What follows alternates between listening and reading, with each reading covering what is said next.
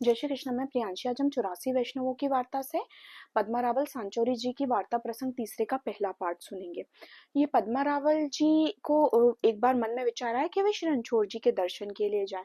तब रणछोड़ जी ने स्वप्न में कहा कि तुम राजनगर में जाना और एक मेरा सेवक है उसके घर जाके तुम पाक रसोई करना।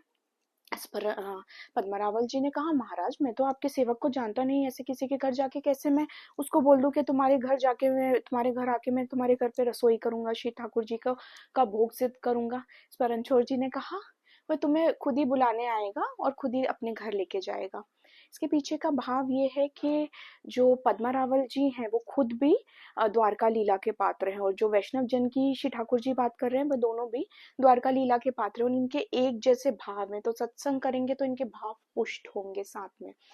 और इसके पीछे का एक और भी भाव है, जो कि ये है कि पद्मा रावल जी श्री ठाकुर जी को रणछोड़ जी के स्वरूप में देखते हैं। ये ब्रज लीला के पात्र तो है नहीं, ये तो हम जानते हैं ये द्वारका लीला के पात्र हैं। और आप श्री को भी ये श्री रणछोड़ जी के स्वरूप में ही देखते हैं। और श्री ठाकुर जी जब इन्हें अपना अनुभव करवाते हैं तब भी ये इन्हें श्री रणछोड़ जी के स्वरूप में देखते हैं। तो अगर ये ब्रज लीला में ज्यादा मग्न हो जाएंगे तो इनसे द्वारका लीला छूट जाएगी। जीव जितना अधिकारी होता है उतना ही उसका वैसा ही भाव होता है। जिस चीज का जिस भाव का अधिकारी होता है, श्री ठाकुर जी कृपा करके वो ही भाव देते हैं। इस पूरे छोटे से प्रसंग से एक मेरा भी बहुत बड़ा मिसकंसेप्शन था, वो दूर हुआ। हम आजकल देखते हैं कोई कोई भक्त होते हैं बड़े ज्ञानी, जो गीता के सांख्य योग कर्म योग की बात करते हैं। दूसरी तरफ एकदम प्रेमी भक्त होते हैं जो कि श्री सुबोधिनी जी, वेणु गीत, प्रणय गीत, भ्रमर गीत सबकी बातें करते हैं। और कोई होते हैं पुष्टि मार्गी होते हैं, कोई किसी और संप्रदाय में, हरिवंशी संप्रदाय में होते हैं, हरिदासी संप्रदाय में होते हैं, गौड़ीय वैष्णव होते हैं।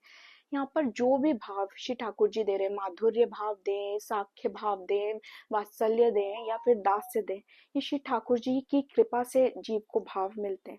तो इसमें कोई छोटा या बड़ा नहीं है, कोई मार्ग, कोई संप्रदाय, कोई कुछ भी ज्ञानी या भक्त प्रेमी कोई भी छोटा बड़ा नहीं है। ये जो मार्ग है, जो कोई भी इंसान अगर श्री कृष्ण की तरफ जा रहा है तो श्री कृष्ण की कृपा के से ही जीव उस भाव को में जा रहा है, उस मार्ग में जा रहा है। को ये समझना चाहिए। और भगवान कभी कोई गलती नहीं करते, तो जैसे आपके भाव आ रहे हैं वो श्री कृष्ण की कृपा से आ रहे हैं।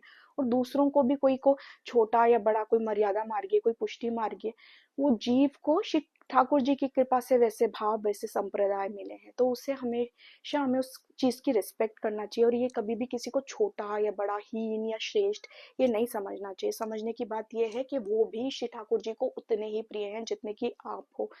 तो यहाँ पे मेरा भी एक बहुत बड़ा मिसकंसेप्शन क्लियर हुआ था, इसलिए ये वार्ता मैं आपको बताना चाह रही थी। जय श्री कृष्ण। श्री वल्लभाधीश की जय।